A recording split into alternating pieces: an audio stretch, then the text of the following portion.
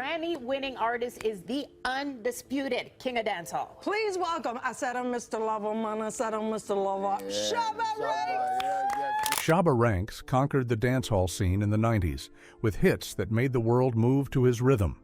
Behind the Gold Chains, chart-topping tracks, and legendary persona. There is a side of Shabba Ranks few ever knew, a secret so dark it shocked even those closest to him. Fame, wild parties, and the pressures of stardom painted a picture far more complicated than fans imagined. Join us in this video as we uncover the hidden truth that tabloids avoided for decades, the revelation that changed everything about how the world saw him, and the part of his life that stayed buried until now. For all his fame and influence, Shabba Ranks carried a shadow that nearly destroyed his career. In the early 1990s, he became one of the most controversial names in music, not for his talent, but for his outspoken homophobia. His 1990 track Wicked in a Bed even included violent lyrics about shooting gay men, setting the stage for a storm that was about to erupt. The breaking point came in 1992 during a live TV appearance on Channel 4's The Word. Holding a Bible in his hand, Shabba shocked the audience by declaring that the Word of God called for the crucifixion of homosexuals. His remarks sparked instant outrage. Host Mark Lamar immediately condemned him on air, and the backlash spread like wildfire. The fallout was severe. Shabba was quickly dropped from a Bobby Brown concert lineup, and Sony Music, his own label, distanced themselves from him. For the first time, his unstoppable rise hit a wall. Realizing the gravity of his words, Shabba later apologized, admitting that his comments could be seen as advocating the assassination of innocent people. But by then, the damage was done. His darkest secret wasn't just his views, it was how publicly and unapologetically he once expressed them.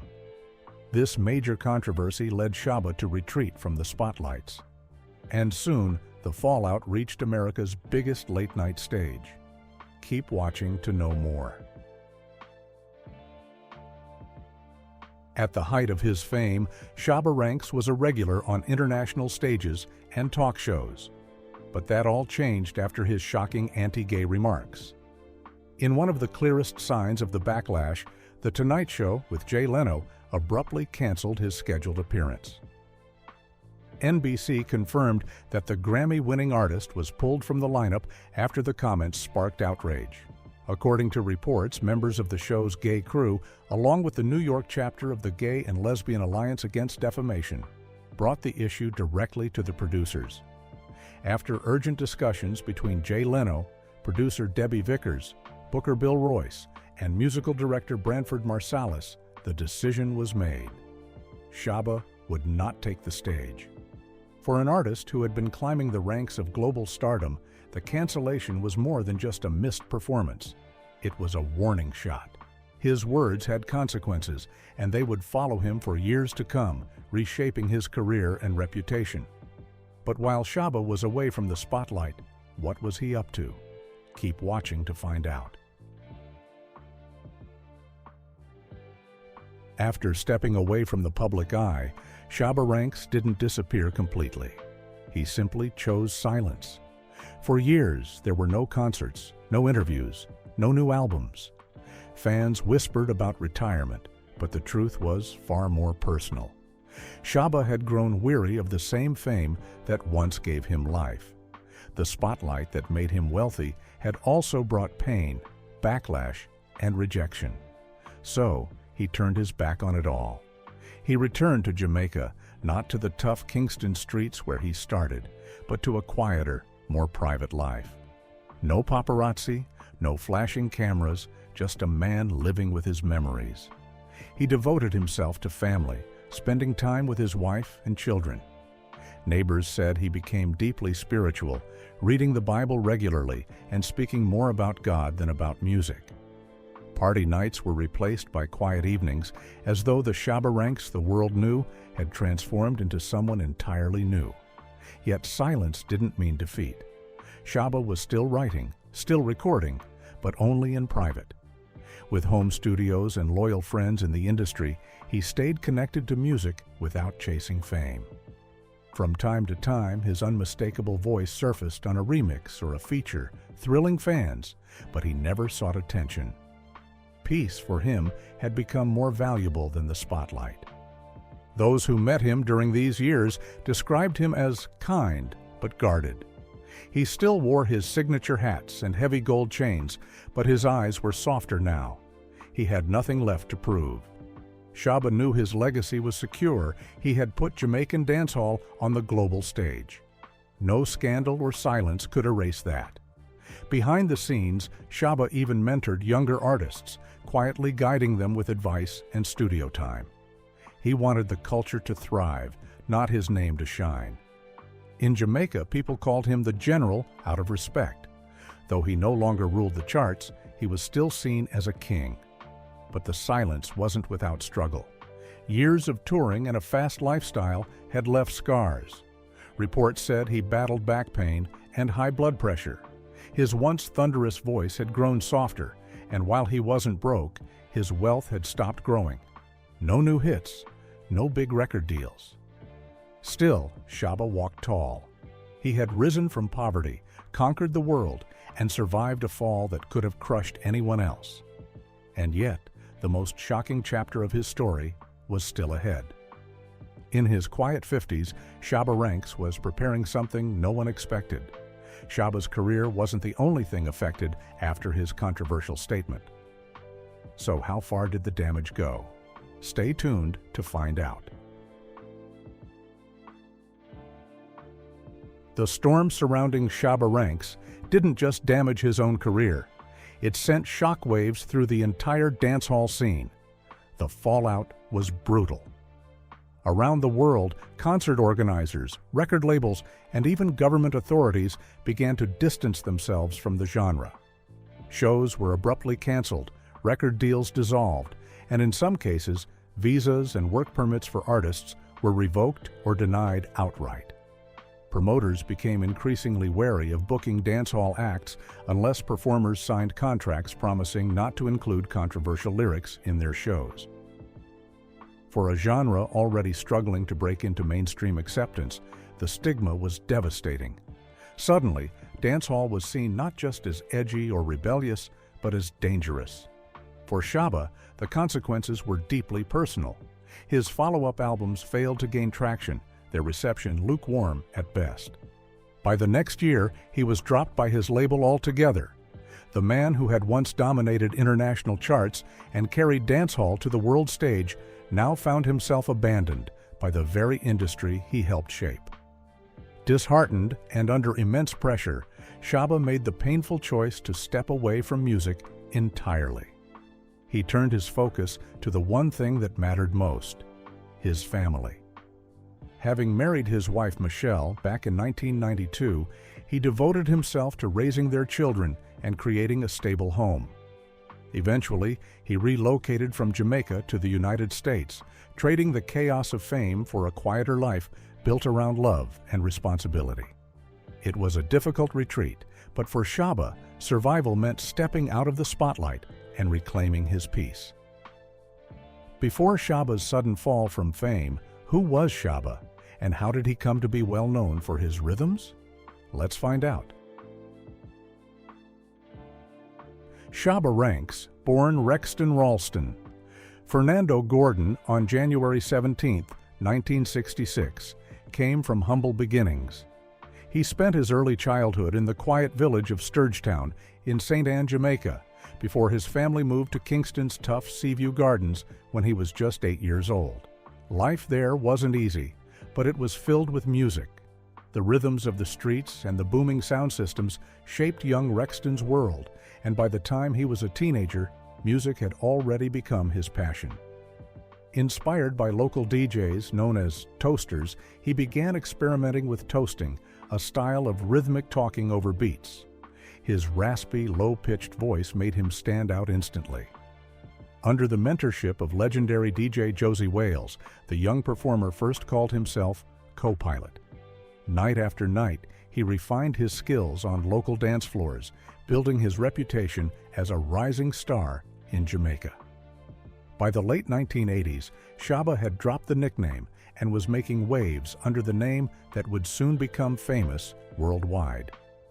In 1989, he landed his first major deal with Epic Records and set his sights on the global stage. Moving to the U.S. gave him the platform he needed, and success followed quickly. His international breakthrough came in the early 1990s.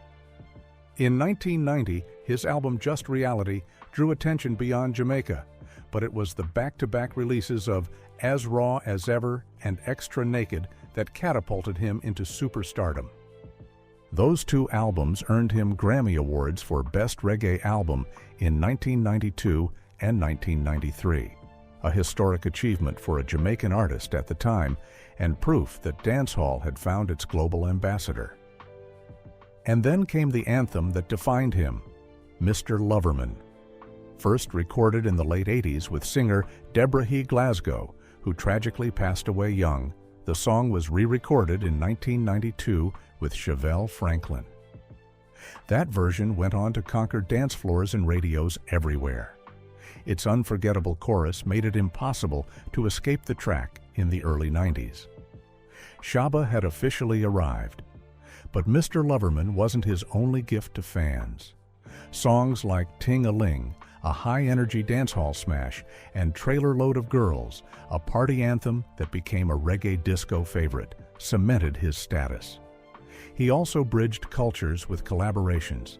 House Call with Maxi Priest blended dancehall and soulful reggae, while Slow and Sexy with R&B star Johnny Gill brought Jamaican rhythms into American late-night grooves. Shabba boldly mixed dancehall with hip-hop, pushing the genre's limits and opening doors for future generations. From Kingston's rough neighborhoods to Grammy-winning fame, Shabba Ranks had rewritten what was possible for a Jamaican artist. He wasn't just a star, he was a pioneer. So, after years of silence, could the legend rise again? Keep watching to find out. Years later, once his children were grown, Shabba felt the time had come to step back into the music world.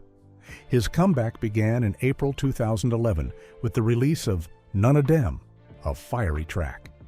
It was his way of signaling that he wasn't done yet. A year later, he surprised many by teaming up with American rapper Tech N9 on the Track Boy toy from the EBAH project, proof that Shabba was ready to bridge genres again and re-establish himself in a new era of music. In 2013, his name suddenly gained fresh energy when A$AP Ferg released the hit song Shabba, paying direct homage to the dancehall legend. Shabba himself made a cameo in the music video, a move that delighted longtime fans. Later, he took it a step further by joining forces with Migos and Busta Rhymes on the official remix, cementing his relevance in the new hip-hop landscape. By August of that year, reports surfaced that Shabba was quietly working on a new album. Excitement spread among fans who had been waiting years to hear his unmistakable voice on a full project. But while rumors swirled, it would take more than a decade before Shabba made a truly powerful return to the stage. That moment arrived in April 2024. After years of silence, Shabba performed at a special event honoring Beverly Kelso, the last surviving member of Bob Marley's original Wailers. His presence wasn't just a performance, it was a statement honoring reggae and dancehall's rich history and reminding the world of his place within it. The resurgence didn't stop there. In August 2024, Shabba took the stage at the Reggae Land Festival in England, marking his first major UK performance in years. The crowd roared as he reconnected with international audiences who had never forgotten him. Later that November, he appeared at the Reggae Love Fest in New York City, further solidifying his return to live music and proving that the General still commanded respect across the globe. After decades of highs, lows, and silence, Shabba Ranks had found his way back, not just as a performer, but as a living icon of dancehall. But with every comeback, new challenges always demand bold choices. What happened? Stay tuned to find out. In 2013, American network BET invited Shabba Ranks to be part of a special reggae and dancehall tribute during their summer awards show. The lineup was stacked with big names like Dawn Penn, Shaggy, Chaka Demus, and Pliers, Beanie Man, and Elephant Man, all ready to bring the house down in Los Angeles.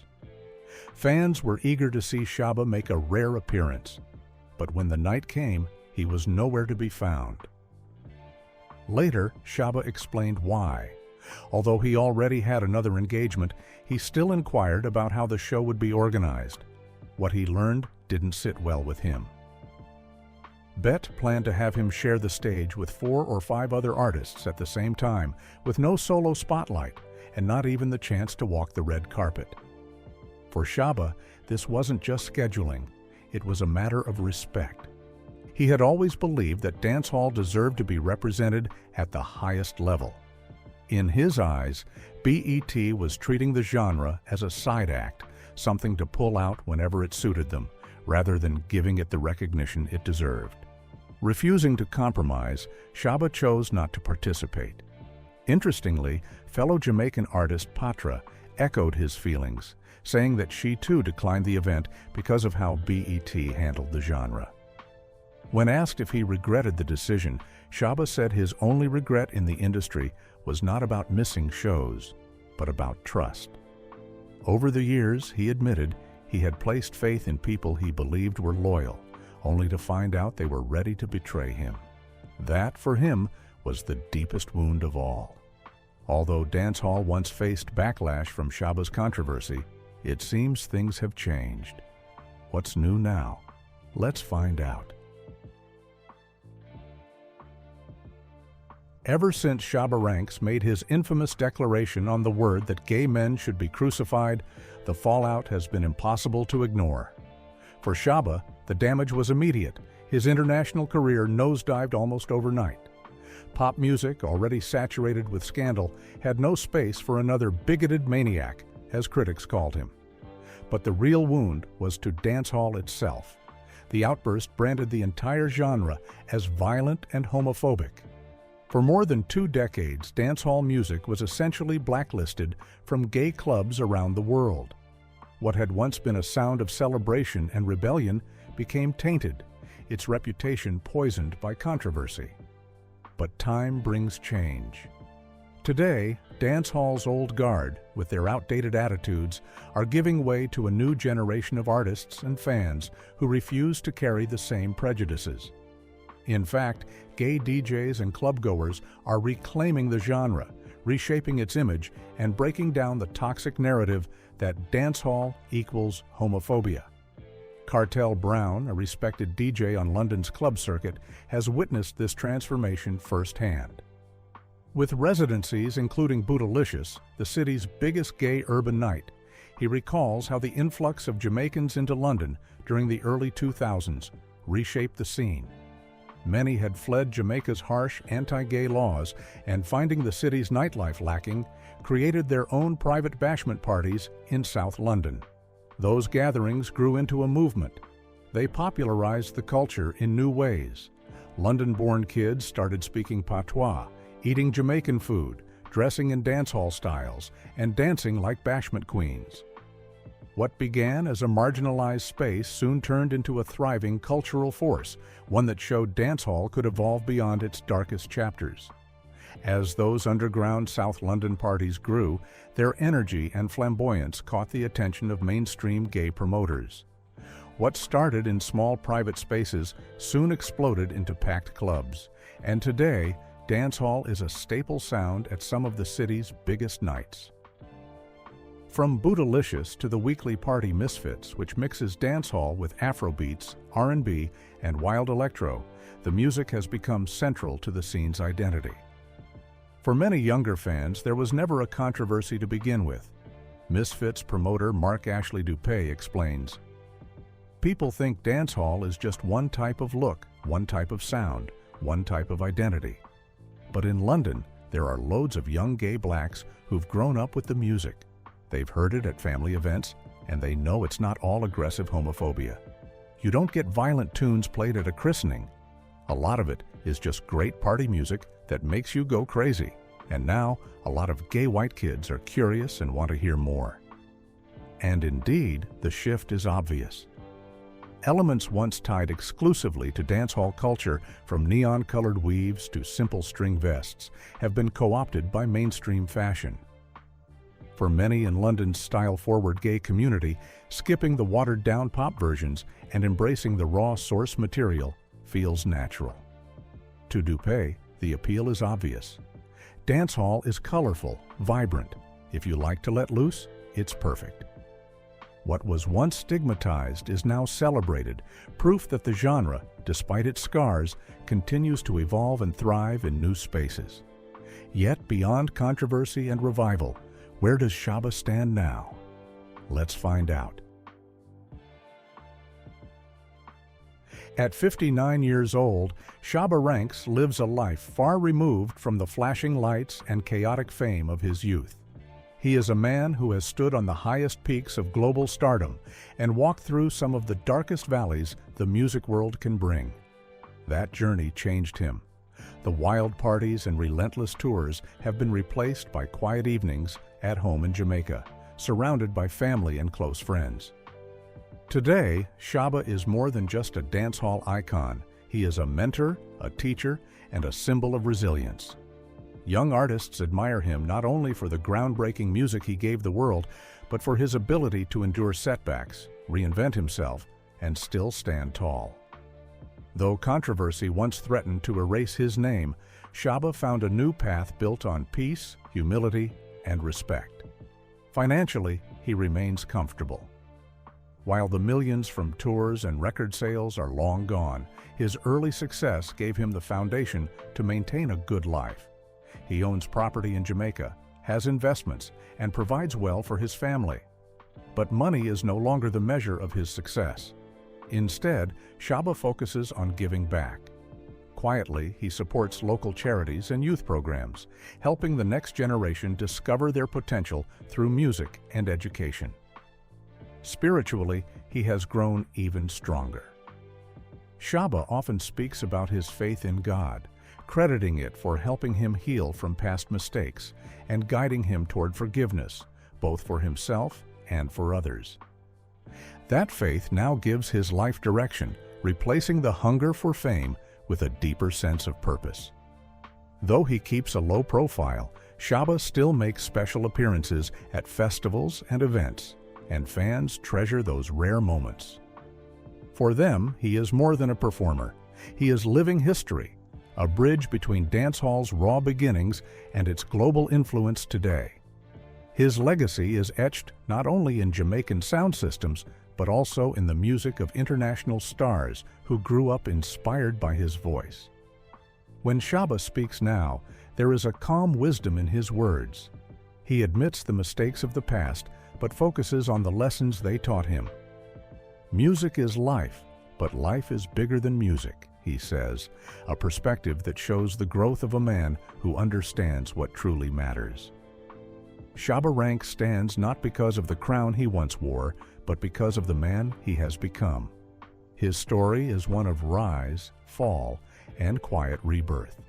It is proof that even legends are human and that the greatest strength lies in staying true to yourself. His life today may shock some because it is so different from the wild days of fame, but it is also deeply inspiring.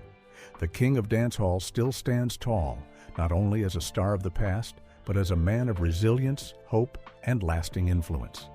And that, more than any scandal, any controversy, or even any hit song, is the real story of Shabba Ranks, a story still unfolding.